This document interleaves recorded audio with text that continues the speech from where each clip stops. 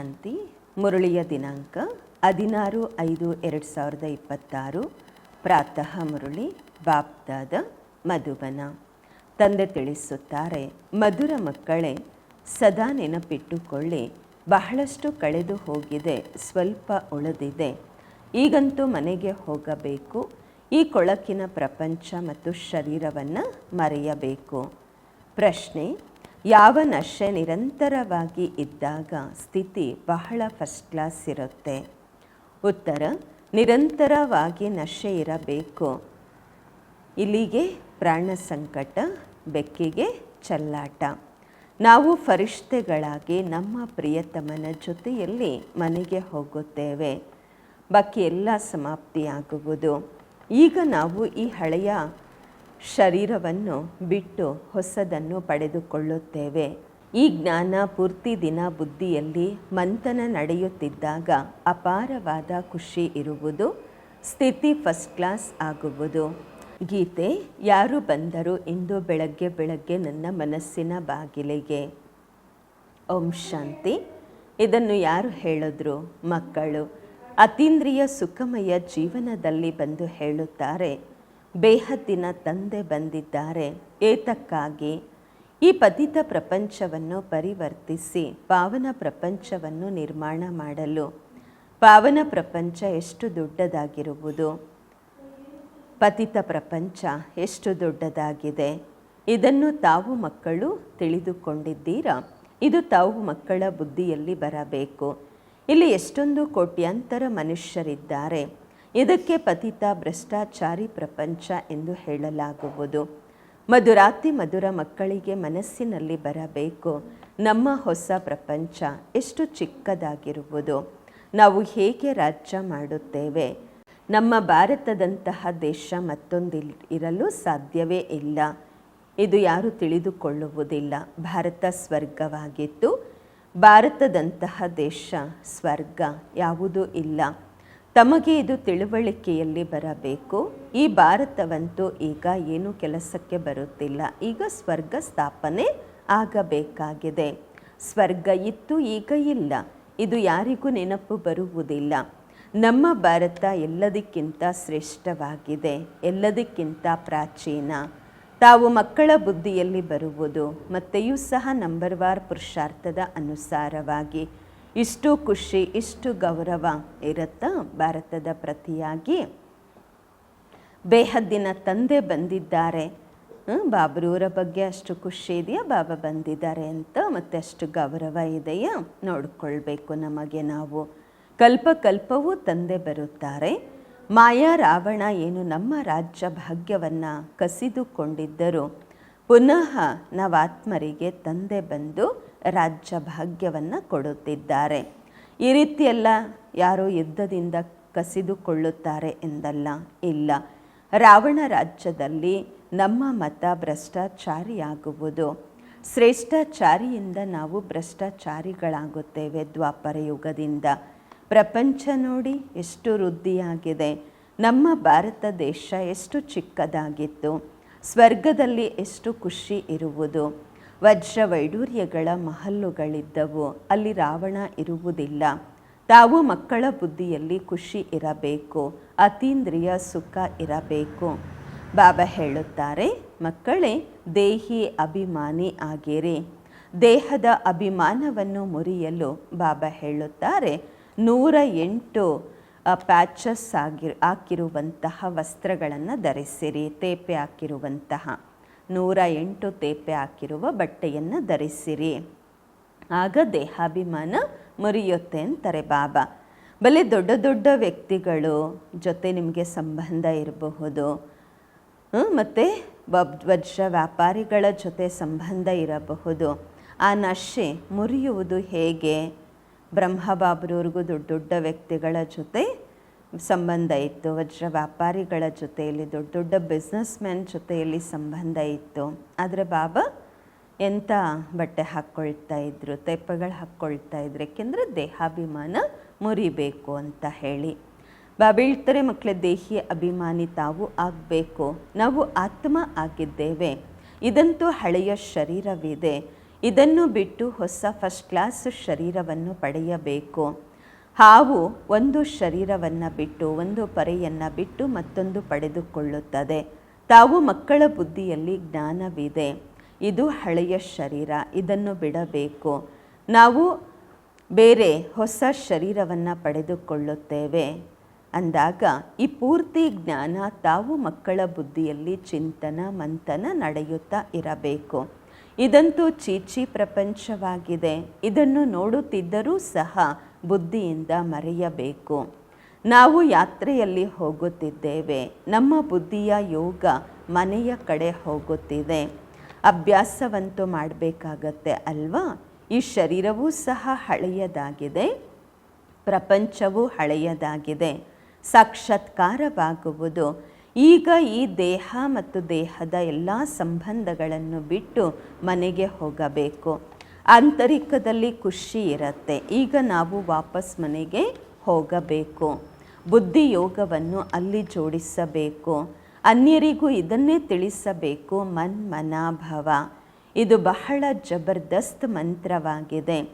ಬಲೆ ಗೀತೆಯನ್ನು ಬಹಳಷ್ಟು ಓದಿದ್ದಾರೆ, ಆದರೆ ಅರ್ಥವನ್ನು ತಿಳಿದುಕೊಂಡಿಲ್ಲ. ಹೇಗೆ ಅನ್ಯ ಶಾಸ್ತ್ರಗಳನ್ನು ಓದುತ್ತಾರೆ, ಹಾಗೆಯೇ ಅದನ್ನು ಗೀತೆಯನ್ನು ಓದುತ್ತಾರೆ, ಆದರೆ ಯಾರ ಬುದ್ಧಿಯಲ್ಲಿಯೂ ಕೂಡ ಬರುವುದಿಲ್ಲ. ನಾವು ಭವಿಷ್ಯಕ್ಕಾಗಿ ರಾಜಯೋಗವನ್ನು ಕಲಿಯುತ್ತಿದ್ದೇವೆ. ಬಹಳಷ್ಟು ಕಳೆದು ಹೋಗಿದೆ. ಈಗ ಬಾಕಿ ಸ್ವಲ್ಪ ಸಮಯವಿದೆ. ಈ ರೀತಿ ತಮಗೆ ತಾವೇ ಮಾತನಾಡಿಕೊಂಡು ಖುಷಿ ಪಡಬೇಕು, ಖುಷಿಯಲ್ಲಿ ಬರಬೇಕು. ಇದೆಲ್ಲವೂ ಸಮಾಪ್ತಿಯಾಗಲಿದೆ. ಈ ಪ್ರಪಂಚದಲ್ಲಿ ನೋಡುತ್ತಿರುವಂತಹದ್ದು ಇಲ್ಲಿಗೆ ಪ್ರಾಣ ಸಂಕಟ, ಬೆಕ್ಕಿಗೆ ಚೆಲ್ಲಾಟ. ಈಗ ಎಲ್ಲರ ಮೃತ್ಯು ಆಗಲಿದೆ. ನಾವು ಫರಿಷ್ತೆಗಳಾಗಿ ನಮ್ಮ ಪ್ರಿಯತಮ ಶಿವ ತಂದೆಯ ಜೊತೆ ಮನೆಗೆ ಹೋಗುತ್ತೇವೆ. ಈ ಆತ್ಮರಿಗೆ ಕುಳಿತು ತಂದೆ ಶಿಕ್ಷಣ ಕೊಡುತ್ತಿದ್ದಾರೆ. ಇರುವುದಂತೂ ಸಾಧಾರಣ, ಆದರೆ ಶ್ರೇಷ್ಠಾತಿ ಶ್ರೇಷ್ಠವಾಗಿದ್ದಾರೆ. ತಂದೆ ಬಂದಿದ್ದಾರೆ ಬೇಹದ್ದಿನ ಆಸ್ತಿಯನ್ನು ಕೊಡಲು. ಕಲ್ಪವೂ ಬರುತ್ತಾರೆ. ಇದಂತೂ ಚೀಚಿ ಪ್ರಪಂಚವಾಗಿದೆ. ಈ ರೀತಿ ಮಾತನಾಡಬೇಕು. ಇದಕ್ಕೆ ಹೇಳಲಾಗುವುದು ವಿಚಾರ ಸಾಗರ ಮಂಥನ ಎಂದು. ಈ ಶಾಸ್ತ್ರ ಇದೆಲ್ಲ ಜನ್ಮಾಂತರಗಳಿಂದ ಓದುತ್ತಾ ಬಂದಿದ್ದೀರಾ.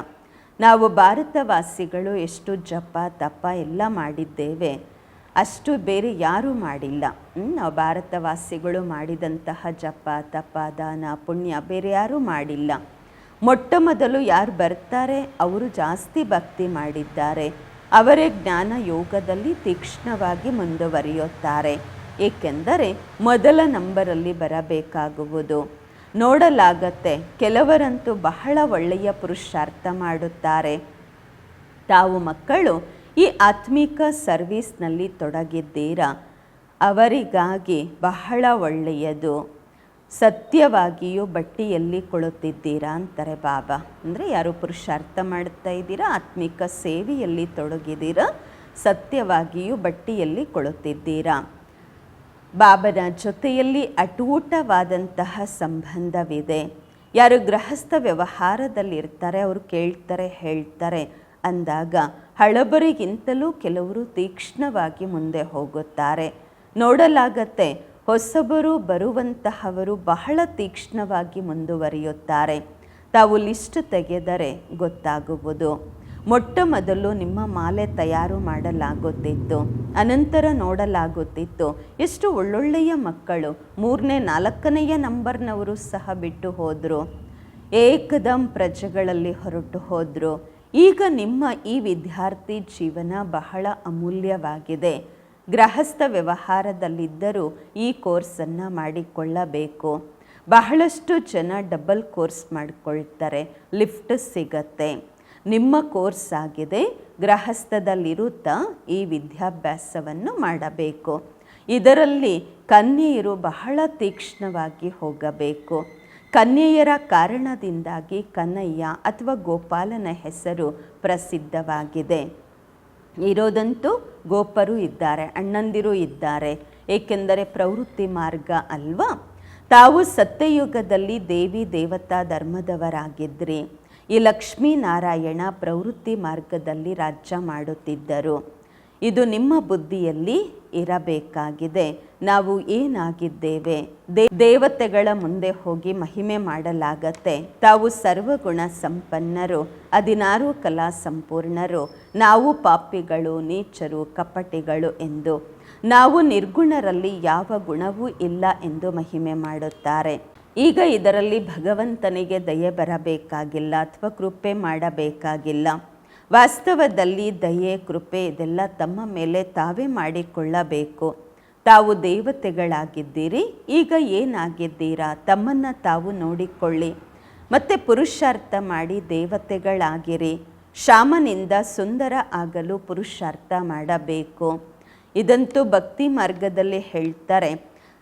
ಮರ್ತೇತೆ ಫಲಾನೇಕಿ ಕೃಪಾ ಹುವಿ ಬಚ್ಚುಗಯೇ, ಸಾಯ್ತಾ ಇದ್ವಿ, ಇಂತಹವರ ಕೃಪೆ ಆಯಿತು, ಬದುಕ್ಬಿಟ್ವಿ ಅಂತ ಹೇಳ್ತಾರೆ ಅವರ ಆಶೀರ್ವಾದದಿಂದ. ಮಹಾತ್ಮರ ಕೈ ಹಿಡಿದು ಹೇಳುತ್ತಾರೆ ನಿಮ್ಮ ಆಶೀರ್ವಾದ ಬೇಕು ಎಂದು. ಇಲ್ಲಂತೂ ವಿದ್ಯಾಭ್ಯಾಸ, ಕೃಪೆ, ಆಶೀರ್ವಾದದ ಮಾತಿಲ್ಲ. ಪುರುಷಾರ್ಥ ಮಾಡಬೇಕು. ಬರೀ ಆಶೀರ್ವಾದ ಮಾಡಿಬಿಟ್ರೆ, ಕೃಪೆ ಮಾಡಿಬಿಟ್ರೆ ಏನೂ ಆಗೋದಿಲ್ಲ. ಮನ್ಮನಾಭವದ ಅರ್ಥವಿದೆ ಅಲ್ವಾ? ಮಂತ್ರವಂತೂ ಬಹಳಷ್ಟು ಕೊಡ್ತಾರೆ. ಅನೇಕ ಪ್ರಕಾರದ ಹಠಯೋಗವನ್ನು ಮನುಷ್ಯರು ಕಲಿಸುತ್ತಾರೆ. ಪ್ರತಿಯೊಬ್ಬರದು ಬೇರೆ ಬೇರೆಯಾದ ಶಿಕ್ಷಣವಿರುತ್ತದೆ. ಹಠಯೋಗದ ಸ್ಯಾಂಪಲ್ ನೋಡಬೇಕಾದರೆ ಜಯಪುರದ ಮ್ಯೂಸಿಯಮ್ಮಲ್ಲಿ ಹೋಗಿ ನೋಡಿ. ಇಲ್ಲಂತೂ ಎಷ್ಟು ಆರಾಮವಾಗಿ ಕುಳಿತಿದ್ದೀರಾ. ಬುದ್ಧಿಯಲ್ಲಿ ಇದೆ ನಾವು ಪುನಃ ರಾಜ್ಯವನ್ನು ಬಾಬಾರವರಿಂದ ಪಡೆಯುತ್ತಿದ್ದೇವೆ. ಅಲ್ಲಿಯೇ ಅದ್ವೈತ ದೇವಿ ದೇವತೆಗಳಿದ್ದರು. ಬೇರೆ ಯಾವ ಧರ್ಮವೂ ಇರಲಿಲ್ಲ ಸತ್ಯಯುಗದಲ್ಲಿ. 2 ಕೈಗಳಿಂದ ಚಪ್ಪಾಳೆ ಹೊಡೆಯಲಾಗುತ್ತೆ ಅಲ್ವಾ? ಒಂದು ಧರ್ಮ ಇತ್ತು ಅಂದರೆ ಮಾರಾಮಾರಿ ಆಗುವುದಿಲ್ಲ. ಈಗ ಕಲಿಯುಗವಿದೆ. ಕಲಿಯುಗ ಪೂರ್ಣವಾಯಿತೆಂದರೆ ಭಕ್ತಿಯೂ ಸಹ ಪೂರ್ಣವಾಗುವುದು. ಈಗಂತೂ ಮನುಷ್ಯರ ವೃದ್ಧಿ ಎಷ್ಟು ಆಗುತ್ತಿದೆ. ಭಾರತದ ಭೂಮಿ ವೃದ್ಧಿ ಆಗುತ್ತಿಲ್ಲ, ಮನುಷ್ಯರ ವೃದ್ಧಿ ಆಗ್ತಾ ಇದೆ. ಭೂಮಿಯಂತೂ ಅದೇ ಇದೆ, ಬಾಕಿ ಮನುಷ್ಯರು ಕಡಿಮೆ ಜಾಸ್ತಿ ಆಗ್ತಾ ಇದ್ದಾರೆ. ಅಲ್ಲಿ ಮನುಷ್ಯರು ಬಹಳ ಕಡಿಮೆ ಇರುತ್ತಾರೆ ಸತ್ಯಯುಗದಲ್ಲಿ. ಪ್ರಪಂಚವಂತೂ ಅದೇ ಇರುವುದು. ಪ್ರಪಂಚ ಏನು ಚಿಕ್ಕದಾಗುವುದಿಲ್ಲ ಅಂದಾಗ ತಾವು ಮಕ್ಕಳು ಬಹಳ ಖುಷಿ ಪಡಬೇಕು. ನಾವು ಯೋಗ ಬಲದಿಂದ ನಮ್ಮ ರಾಜ್ಯವನ್ನು ಸ್ಥಾಪನೆ ಮಾಡುತ್ತಿದ್ದೇವೆ ತಂದೆಯ ಶ್ರೀಮತದಂತೆ. ಬಾಬಾ ಹೇಳುತ್ತಾರೆ, ನನ್ನನ್ನು ನೆನಪು ಮಾಡಿದಾಗ ನಿಮ್ಮ ಪಾಪಗಳು ಭಸ್ಮವಾಗುತ್ತವೆ. ಆತ್ಮನಲ್ಲಿಯೇ ತುಕ್ಕು ಹಿಡಿದಿದೆ ಅಲ್ವಾ? ಕೇವಲ ಹೇಳ್ತಾರೆ ಸತೋ ರಜೋ ತಮೋ. ಇದನ್ನು ತೋರಿಸುವುದಿಲ್ಲ. ಆತ್ಮನಲ್ಲಿ ತುಕ್ಕಿಡಿಯುತ್ತೆ. ವಿಕಾರಗಳು ಆತ್ಮನಲ್ಲಿ ಇರುವಂತಹದ್ದು. ಮೊದಲು ಗೋಲ್ಡನ್ ಏಜ್ ಇದ್ದೆವು, ಅಂದರೆ ಸ್ವರ್ಣ ಸಮಾನ ಇದ್ದೆವು. ಸತ್ಯವಾಗಿ ಸ್ವಚ್ಛವಾಗಿತ್ತು ಆತ್ಮ, ಪ್ಯೂರ್ ಚಿನ್ನವಾಗಿದ್ದಂತಹವರು. ಅನಂತರ ಬೆಳ್ಳಿಯ ಸಮಾನ ಆದೆವು. ಅದಕ್ಕೆ ಸಿಲ್ವರ್ ಏಜ್ ಎಂದು ಹೇಳಲಾಗುವುದು. ಚಂದ್ರವಂಶಿ. ಇಂಗ್ಲಿಷ್ ಅಕ್ಷರ ಎಷ್ಟು ಚೆನ್ನಾಗಿದೆ. ಗೋಲ್ಡನ್, ಸಿಲ್ವರ್, ಕಾಪರ್, ಅನಂತರ ಐರನ್. ಬಾಬಾ ತಿಳಿಸುತ್ತಾರೆ, ಆತ್ಮನಲ್ಲಿ ತುಕ್ಕು ಹಿಡಿದಿದೆ. ಅದು ಬಿಟ್ಟು ಹೋಗುವುದು ಹೇಗೆ? ಸತೋಯಿಂದ ತಮೋ ಆಗಿದೆ, ಮತ್ತು ತಮೋಯಿಂದ ಸತೋ ಹೇಗಾಗುವುದು? ತಿಳ್ಕೊಳ್ತಾರೆ ಗಂಗೆಯಲ್ಲಿ ಸ್ನಾನ ಮಾಡುವುದರಿಂದ ಸತೋ ಪ್ರಧಾನರಾಗುತ್ತೇವೆ ಎಂದು. ಆದರೆ ಆ ರೀತಿ ಸಾಧ್ಯ ಇಲ್ಲ. ಗಂಗಾ ಸ್ನಾನ ಪ್ರತಿನಿತ್ಯ ಮಾಡ್ತಿರ್ತೀವಲ್ವ, ಸ್ನಾನ ಅಂತೂ ಡೈಲಿ ನಡೀತಿರುತ್ತೆ. ಕೆಲವರಂತೂ ಹೆಸರಿಗೋಸ್ಕರ ಹೋಗಿ ಮಾಡ್ತಾರೆ. ಕುಂಟೆಗಳಲ್ಲಿ, ಕೆರೆಗಳಲ್ಲಿ ಹೋಗಿ ಸ್ನಾನ ಮಾಡ್ತಾರೆ, ನಾವು ಪಾವನರಾಗ್ತೀವಿ ಅಂತ. ಆದರೆ ಬಾಬಾ ಹೇಳ್ತಾರೆ, ಬರೀ ನೀರಲ್ಲಿ ಸ್ನಾನ ಮಾಡಿದ್ರೆ ಪಾವನರಾಗೋದಾದರೆ ಇಷ್ಟೆಲ್ಲ ಪುರುಷಾರ್ಥ ಯಾಕೆ ಮಾಡಬೇಕಾಗಿತ್ತು ಅಲ್ವಾ? ಒಂದ್ಸಲ ನೀರಲ್ಲಿ ಮುಳುಗಿಸಿ ಎತ್ತುಬಿಟ್ರೆ ಆಗೋಗ್ತಾ ಇತ್ತು. ಆದರೆ ಇಲ್ಲ, ಬಾಬರೂರನ್ನು ನೆನಪು ಮಾಡಬೇಕು. ಆತ್ಮನನ್ನು ಶುದ್ಧ ಮಾಡ್ಕೊಳ್ಳೋದಕ್ಕೋಸ್ಕರ ತುಂಬಾ ಪುರುಷಾರ್ಥ ಮಾಡಬೇಕಾಗಿದೆ. ತಂದೆ ಹೇಳುತ್ತಾರೆ, ಈ ನಿಯಮ ಇಟ್ಟುಕೊಳ್ಳಿ. ತಂದೆಯನ್ನು ನೆನಪು ಮಾಡುವ ನಿಯಮ. ನೆನಪಿನ ಸ್ನಾನ ಅಥವಾ ಯಾತ್ರೆ ಮಾಡಿ. ಜ್ಞಾನ ಸ್ನಾನವನ್ನು ಬಾಬಾ ಮಾಡಿಸುತ್ತಾರೆ. ಯೋಗದ ಯಾತ್ರೆಯನ್ನು ಕಲಿಸುತ್ತಾರೆ. ತಂದೆ ಜ್ಞಾನ ಕೊಡುತ್ತಾರೆ. ಇದರಲ್ಲಿ ಯೋಗವೂ ಸಹ ಇದೆ, ಜ್ಞಾನವೂ ಇದೆ. ಸೃಷ್ಟಿ ಚಕ್ರದ ಜ್ಞಾನವೂ ಇದೆ, ಯೋಗದ ಜ್ಞಾನವೂ ಇದೆ. ಸೃಷ್ಟಿ ಚಕ್ರದ ಆದಿ ಮಧ್ಯ ಅಂತ್ಯದ ಜ್ಞಾನವೂ ಇದೆ. ಬಾಕಿ ಶಾಸ್ತ್ರಗಳ ಜ್ಞಾನವನ್ನಂತೂ ಬಹಳಷ್ಟು ಜನ ಕೊಡುತ್ತಾರೆ. ಯೋಗವನ್ನು ತಿಳಿದುಕೊಂಡಿಲ್ಲ. ತಂದೆಯ ಜೊತೆ ಹೇಗೆ ಸಂಬಂಧ ಜೋಡಿಸಬೇಕು ಎಂಬುದನ್ನು ತಿಳಿದುಕೊಂಡಿಲ್ಲ. ಹಠಯೋಗ ಎಂದು ತಿಳಿದುಕೊಂಡಿದ್ದಾರೆ. ಯೋಗ ಆಶ್ರಮಗಳಂತೂ ಬಹಳಷ್ಟು ಇವೆ. ಮನ್ಮನಾಭವದ ಮಂತ್ರ ಕೊಡುತ್ತಾರೆ. ಆದರೆ ತಂದೆಯ ವಿನಃ ಯಾವುದೇ ಮನುಷ್ಯ ಮಾತ್ರರ ಬಳಿ ಈ ಜ್ಞಾನ ಇಲ್ಲ. ಈಗ 84 ಜನ್ಮಗಳ ಚಕ್ರ ಪೂರ್ಣವಾಗಿದೆ. ಅನಂತರ ಹೊಸ ಪ್ರಪಂಚ ಬರುವುದು. ನಿಮ್ಮ ಬುದ್ಧಿಯಲ್ಲಿ ವೃಕ್ಷದ ವೃದ್ಧಿ ಹೇಗಾಗತ್ತೆ ಎಂಬ ಜ್ಞಾನವಿದೆ. ಈ ರಾಜ ಎಂದರೆ ಸ್ವರ್ಗ ಸ್ಥಾಪನೆಯಾಗುತ್ತಿದೆ. ಎಲ್ಲರೂ ಒಟ್ಟಿಗೆ ಬರುವುದಿಲ್ಲ. ಬ್ರಾಹ್ಮಣರ ವೃಕ್ಷ ಬಹಳ ದೊಡ್ಡದಾಗುವುದು. ಅನಂತರ ಸ್ವಲ್ಪ ಸ್ವಲ್ಪ ಹೋಗ್ತಾರೆ, ಪ್ರಜೆಗಳಾಗ್ತಾರೆ ಅಂತಾರೆ ಬಾಬ್ರವರು. ಅಂದರೆ ಬಾಬನ ಮಕ್ಕಳಾಗ್ತಾರೆ. ಕೆಲವರು ಆ ಪ್ರಪಂಚಕ್ಕೆ ಹೊರಟೋದ್ರು ಅಂತ ಅಂದರೆ ಅವರು ಪ್ರಜೆಗಳಲ್ಲಿ ಬರ್ತಾರೆ. ತೋಡಾ ಬಿ ಕೊಯ್ಯಿನೇ ಸುನ್ಲಿಯ, ಯಾರಾದರೂ ಸ್ವಲ್ಪ ಕೇಳಿದ್ರು ಅಂದರೂ ಪ್ರಜೆಗಳಲ್ಲಿ ಬಂದುಬಿಡ್ತಾರೆ. ಸೆಂಟರ್ಸ್ ಅಂತೂ ಬಹಳ ವೃದ್ಧಿ ಆಗುವುದು. ಪ್ರದರ್ಶನಿಗಳಂತೂ ಅಲ್ಲಿ ಇಲ್ಲಿ ನಡೆಯುತ್ತಲೇ ಇರುವುದು. ಹೇಗೆ ಮಂದಿರಗಳಿಗೆ ನೆಲೆ ಕೊಡಲಾಗುವುದು, ಹಾಗೆ ನಿಮ್ಮ ಪ್ರದರ್ಶನಿಯೂ ಸಹ ಹಳ್ಳಿಯಲ್ಲಿ ಆಗುವುದು. ಹೇಗೆ ದೇವಸ್ಥಾನ ಊರೂರಲ್ಲಿ ಇರುತ್ತಲ್ವ, ಬಾಬಾ ಹೇಳ್ತಾರೆ ಸೆಂಟರ್ಸು ಸಹ ಪ್ರತಿ ಹಳ್ಳಿಯಲ್ಲಿ ಆಗುವುದು. ಮನೆಯಲ್ಲಿ ಪ್ರದರ್ಶನಿ ಇಡಬೇಕಾಗುವುದು, ವೃದ್ಧಿ ಆಗತ್ತೆ. ಆದ್ದರಿಂದ ಕೊನೆಗೆ ಈ ಚಿತ್ರಗಳ ಪ್ರಿಂಟು ಮಾಡಿಸಬೇಕಾಗುವುದು. ಎಲ್ಲರ ಬಳಿ ತಂದೆಯ ಸಂದೇಶ ಹೋಗಬೇಕು. ತಾವು ಮಕ್ಕಳು ಬಹಳ ದೊಡ್ಡ ಸೇವೆ ಮಾಡಬೇಕು. ಈಗ ಈ ಪ್ರೊಜೆಕ್ಟರು ಪ್ರದರ್ಶನಿಯ ಫ್ಯಾಷನ್ ಬಂದಿದೆ ಅಲ್ವಾ, ಹಳ್ಳಿಯಲ್ಲಿ ತೋರಿಸಬೇಕು. ಒಳ್ಳೆಯ ರೀತಿ ಹಳ್ಳಿಯ ಮಕ್ಕಳನ್ನು ಸಹ ಮೇಲೆತ್ತಬೇಕು, ಅವರಿಗೂ ಸಂದೇಶ ಕೊಡಬೇಕು. ಶಿವ ಜಯಂತಿಯ ಗಾಯನವಾಗಿದೆ, ಆದರೆ ಅವರು ಹೇಗೆ ಬರುತ್ತಾರೆ ಎಂಬುದು ಯಾರಿಗೂ ಗೊತ್ತಿಲ್ಲ.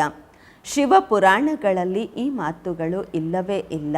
ಈ ಮಾತುಗಳನ್ನು ತಾವು ಕೇಳುತ್ತೀರಾ.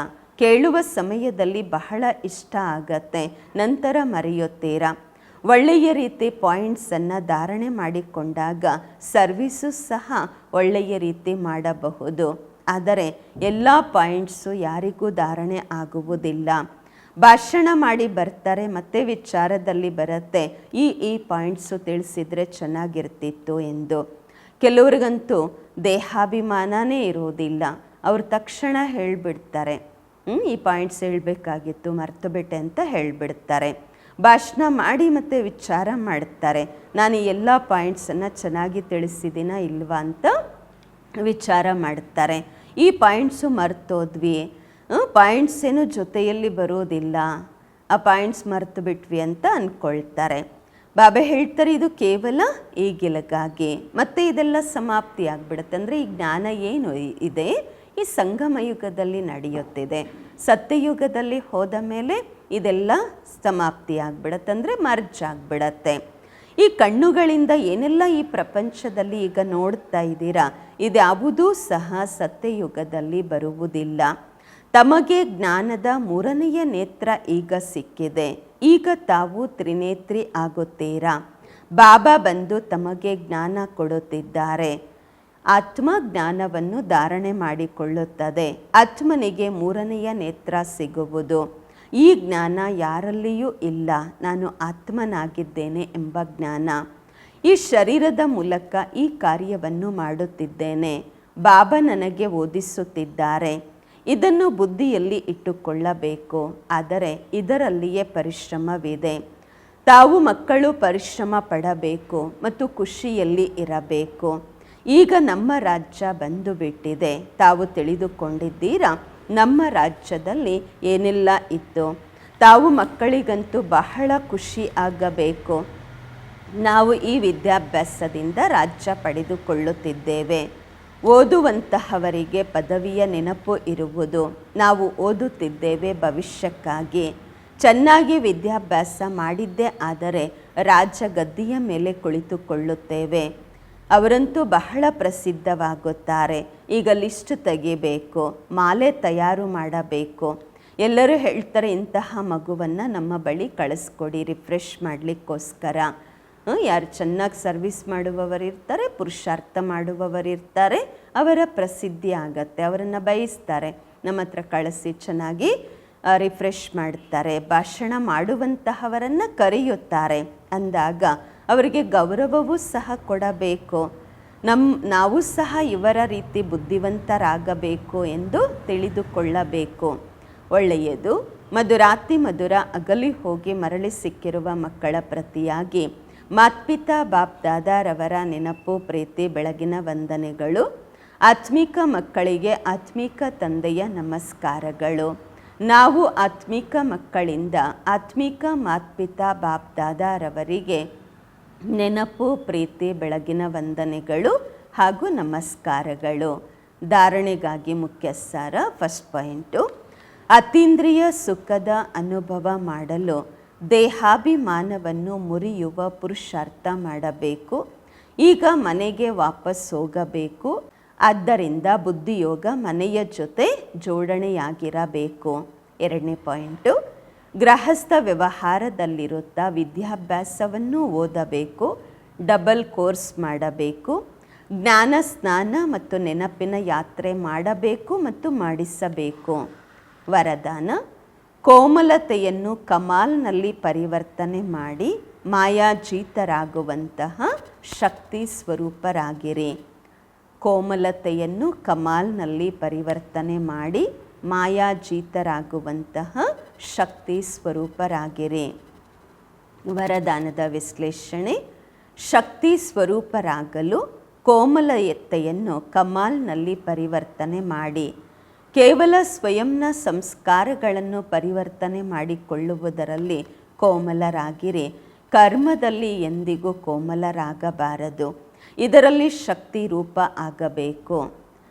ಯಾರು ಶಕ್ತಿ ರೂಪದ ಕವಚವನ್ನು ಧಾರಣೆ ಮಾಡಿಕೊಳ್ಳುತ್ತಾರೆ ಅವರಿಗೆ ಮಾಯೆಯ ಬಾಣ ಬಿಡಲು ಸಾಧ್ಯವಿಲ್ಲ, ಮಾಯೆಯ ಬಾಣ ಬೀಳುವುದಿಲ್ಲ. ಆದ್ದರಿಂದ ನಿಮ್ಮ ಮುಖದಲ್ಲಿ, ನಯನಗಳು, ವ್ಯವಹಾರದಲ್ಲಿ ಕೋಮಲತೆಗೆ ಬದಲಾಗಿ ಶಕ್ತಿ ರೂಪ ಕಾಣಬೇಕು. ಆಗ ಮಾಯಾಜೀತರಾಗಿ ಪಾಸ್ ವಿತ್ ಆನರ್ನ ಸರ್ಟಿಫಿಕೇಟ್ ಪಡೆಯುತ್ತೀರಾ. ಸ್ಲೋಗನ್: ತ್ರಿಕಾಲದರ್ಶಿಯ ಸೀಟಲ್ಲಿ ಸೆಟ್ ಆಗಿ ಪ್ರತಿ ಕರ್ಮ ಮಾಡಿದಾಗ ಮಾಯೆ ದೂರದಿಂದಲೇ ಓಡಿ ಹೋಗುವುದು.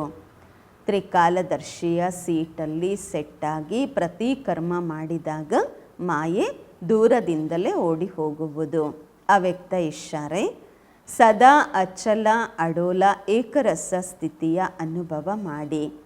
ಹೀಗೆ ಸಾಕಾರ ತಂದೆ ಅತಕ್ ಮತ್ತು ಏಕರಸ ಸ್ಥಿತಿಯ ಎಕ್ಸಾಂಪಲ್ ಆಗಿ ತೋರಿಸಿದರು. ಹಾಗೆಯೇ ತಾವು ಮಕ್ಕಳು ಸಹ ಅನ್ಯರ ಪ್ರತಿ ಎಕ್ಸಾಂಪಲ್ ಆಗಬೇಕು. ಇದೇ ಸರ್ವಿಸ್ ಆಗಿದೆ. ಸರ್ವಿಸ್ ಕೇವಲ ಶಬ್ದಗಳಿಂದ ಅಷ್ಟೇ ಆಗುವುದಿಲ್ಲ, ಸ್ಥಿತಿಯಿಂದಲೂ ಸರ್ವಿಸ್ ಆಗತ್ತೆ. ಅಂದಾಗ ಸಮಯ ಪ್ರಮಾಣ ಈಗ ತಮ್ಮ ಸ್ಥಿತಿಯನ್ನು ಏಕರಸ ಮಾಡಿಕೊಳ್ಳಿ. ಓಂ ಶಾಂತಿ.